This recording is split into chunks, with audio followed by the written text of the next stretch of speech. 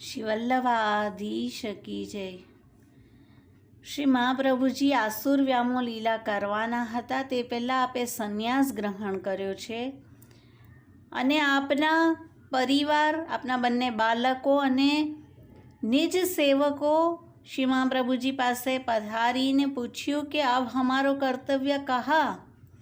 આપનું તો મૌન હતું, તેથી શ્રી ગંગાજીના તટભૂમિ પર લખીને 3.5 શ્લોકથી આપે જે ગ્રંથ પ્રગટ કર્યો તે શિક્ષા શ્લોકી છે અને શ્રી ગોવર્ધનનાથજી ત્યાં પ્રગટ થયા છે અને 1.5 શ્લોકથી આપે પણ આ ગ્રંથમાં ઉમેર્યો છે, એટલે કે 5 શ્લોકનો આ ગ્રંથ છે. તો પહેલાં ગ્રંથ જોઈએ. યદા બહિર્મુખા યુયમ ભવિષ્યથ કથંચન તદા કાલ પ્રવાહસ્તા દેહ ચિત્તાદયોપ્યુત સર્વથા ભક્ષયિષ્યંતિ યુષ્માનતિ મતિર્મમ. જ્યારે તમે કોઈ પણ પ્રકારે બહિર્મુખ થશો ત્યારે કાલ પ્રવાહમાં રહેલા દેહ ચિત્ત આદિ નિશ્ચય તમારું ભક્ષણ કરશે એવું મારું માનવું છે. તમારો જ દેહ અને તમારું ચિત્ત તમારું ભક્ષણ કરશે. અને બહિર્મુખ થવાના 4 કારણરૂપ છે: અન્યાશ્રય, અસમર્પિત, અસત્સંગ અને અસદાલાપ. ન લૌકિક પ્રભુ કૃષ્ણો મનુતે નૈવ લૌકિકમ. શ્રી કૃષ્ણ લૌકિક સ્વામી નથી, તેથી અલૌકિક ભાવનું જ પોષણ કરશે. ભાવસ્તત્ર અપી અસ્મદીય સર્વશ્ચ ઐહિકશ્ચ પરલોકશ્ચ. તેમાં પણ આપણો ભાવ આલોક સંબંધી અને પરલોક સંબંધી સર્વસ્વ કૃષ્ણ જ છે તેમ જાણવું. તેનાયમ સર્વભાવેન સર્વથા સેવ્ય.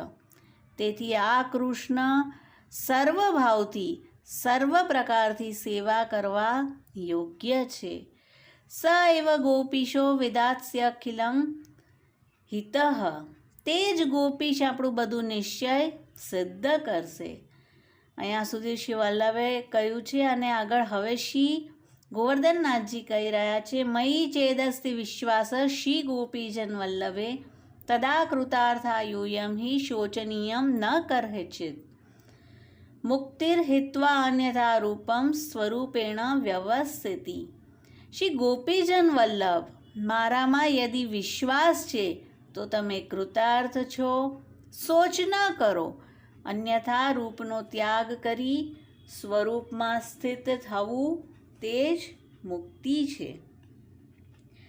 તો આ ગ્રંથ આપણને વાર્તાજી નંબર 38, એક બ્રાહ્મણી ઉજ્જૈન કી નિત્યલીલાના ચંદ્રમુખી, ચંદ્ર જેવું જેમનું મુખ છે અને રસબિલાસિનીથી બહુ મિલાપ છે, તે તેમના વાર્તાજીમાં આપણને દર્શન થઈ રહ્યું છે. ઉજ્જૈનથી 4 કોસ એક ગામમાં રહેતા, મહામારીમાં મા બાપ ધની બધા મરી ગયા અને એકલા રહી ગયા. ગામના લોકોએ કહ્યું કે કૃષ્ણ ભટ્ટ કથા વાર્તા બહુ સુંદર કરે છે, તું ત્યાં જા. અને કૃષ્ણ ભટ્ટના ઘરે નિત્ય વાર્તા શ્રવણ કરવા આવતા એકવાર શ્રી ગુસાઈજી પધાર્યા અને દંડવત કરીને એક દિશામાં ઊભા છે. શ્રી ગુસાઈજી નામ ઉપદેશ કરી રહ્યા હતા. બ્રાહ્મણી પણ શ્રી ગુસાઈજી પાસે નામ પામવા આવ્યા અને શ્રી ગુસાઈજીએ તેને નામ સુનાવ્યું. ત્યાર પછી નિવેદન કરાવ્યું અને શ્રી ગુસાઈજી તેમનો શુદ્ધ ભાવ જાણીને સમર્પણની આજ્ઞા કરી.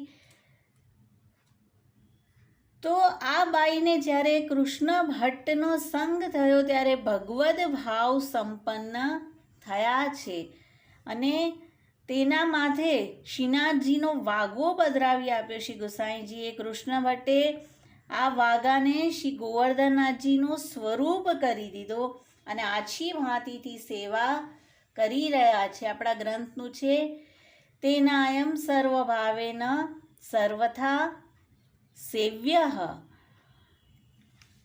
અને શરણસ્થ જીવનો નિશ્ચય પ્રભુ ઉદ્ધાર કરે જ છે. સ એવ ગોપીશા ન અખિલમ હિ વેદાસ્યતિ.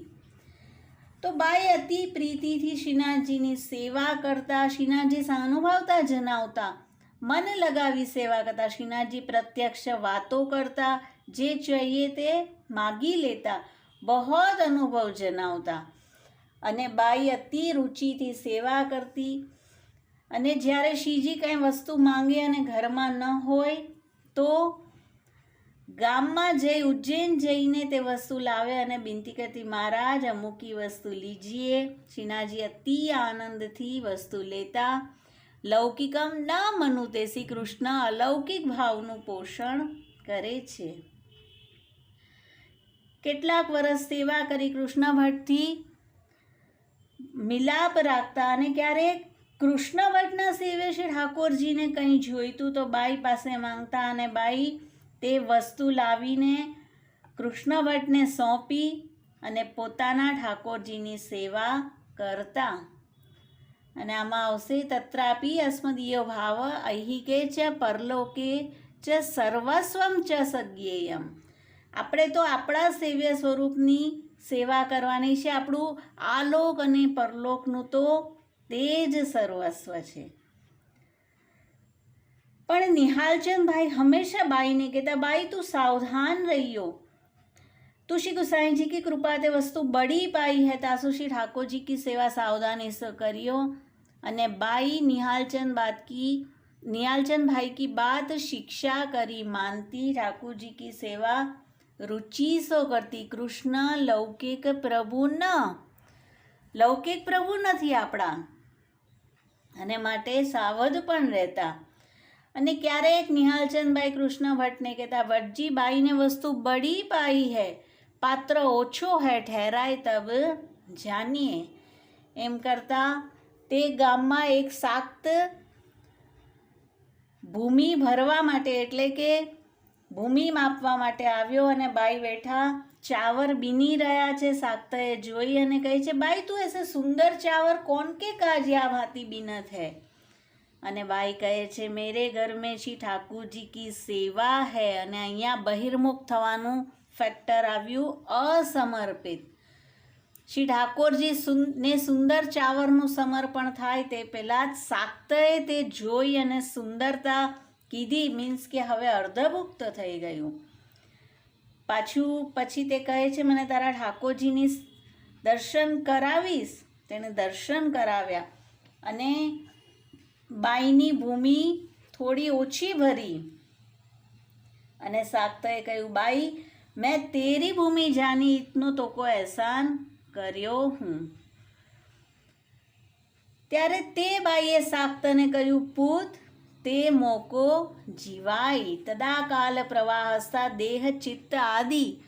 દેહ અને ચિત્ત, પહેલાં કહે છે પૂત એટલે કે હે પુત્ર, તો ચિત્ત હતું પ્રભુમાં, પણ હવે તે સાક્તમાં ગયું. અને તે મોકો જીવાય, અહીંયા દેહથી પણ તેનો અન્યાશ્રય થઈ ગયો કે મને જીવાડનારા પ્રભુ નથી, મને જીવાડનારો તો તું છે. આ રીતે બાઈને વાચિક અન્યાશ્રય થયો, બહિર્મુખનું સેકન્ડ ફેક્ટર. તેથી વૈષ્ણવે બહુ સંભાળીને બોલવું, અન્ય માર્ગીથી સંભાષણ ન કરવું, અસદાલાપ. અને અપના ઠાકોરજીના દર્શન અન્ય માર્ગીને ન કરાવવા, આ થયું અસત્સંગનું ફોર્મ. અને ઠાકોરજી તેના ઘરેથી શ્રી ગુસાઈજીના ઘરે પધાર્યા. પધારતા સમયે ઠાકોરજી કૃષ્ણ ભટ્ટને જણાવ્યું કે બાઈએ અને આશ્રય કર્યો છે, તેથી અમે તો શ્રી ગુસાઈજીના ઘરે પધાર્યા છે. નિહાલચંદભાઈને પણ સ્વપ્નમાં જણાવ્યું. તો બાઈની શરણાગતિનો ફલનો અહીંયા નાશ થઈ ગયો. અને નિહાલચંદભાઈ કૃષ્ણ ભટ્ટને ત્યાં આવ્યા અને કહ્યું કે આના માટે જ હું કહેતો હતો કે બાઈ પાત્ર ઓછું છે અને વસ્તુ બડી પાઈ છે. ઠહેરાય તબ જાનીએ, અન્યથા રૂપમ હિત્વા સ્વરૂપેણ વ્યવસ્થિતિ મુક્તિ. જો ઠહેરાઈ ગયા હોત તો અહીંયા જ મુક્ત થઈ ગયા હોત, પણ અન્યાશ્રય અને જે બહિર્મુક્તા છે તે બાઈથી થઈ ગઈ છે. અને કૃતાર્થ પણ નથી થયા. અને જ્યારે તે ઉત્થાપન સમયે નાહીને મંદિરમાં ગયા તો શ્રી ઠાકોરજી નહોતા, બાકી બધી સામગ્રી હતી. તેઓ ખેદ કરી રોવા લાગ્યા, કૃષ્ણ ભટ્ટ પાસે આવ્યા, તાપ કરીને રડ્યા. કરહે ચેત શોચનીય ન, ગ્રંથમાં છે કે શોચ કરવાની કોઈ આવશ્યકતા નહીં રહે, પણ અહીંયા તો ઠાકોરજી પધારી ગયા માટે રડી રહ્યા છે. કૃષ્ણ ભટ્ટે કહ્યું, બાઈ हमारे श्री ठाकुर जी बनज व्यापार करत नहीं, सो ऐसे लोगन को दिखाइए, और वैष्णवता तो बिकानी ताते अब तो सो वे तो सेवा सर्वथा न करावेंगे. તે તારા પ્રભુમાં વિશ્વાસ ન રાખી શાક્તમાં વિશ્વાસ રાખ્યો. મહિષી ગોપીજન વલ્લભે શ્રી કૃષ્ણે વિશ્વાસ અસ્તિ ચેત. અને હવે બાઈ આ વચન કરી ચૂપ કરી રહી, હારીને આપના ઘરે ગઈ. તો આ રીતે જીવે અન્યાશ્રયથી આ પ્રકારે ડરતા રહેવું. અને શ્રીનાથજીએ ગુસાઈજી પાસે પધારી સર્વ સમાચાર કયા. તો આ રીતે બહિર્મુખ જો જીવ થઈ જાય છે તો બહારનું કોઈ એવું વસ્તુની જરૂર નથી. તેનો જ દેહ અને તેનું જ ચિત્ત તેનું નિશ્ચય ભક્ષણ કરી જશે, અને ઠાકોરજી રૂપી ફલથી પણ તે દૂર થઈ જશે. માટે અતિ સાવધાન રહીએ, અને બહિર્મુખ ન કઈ રીતે થવાય તે આપણે આ ગ્રંથના પાનથી અને આ વાર્તાજીના ભાવથી જાણીએ. શિવાલભાધીશ કી જય.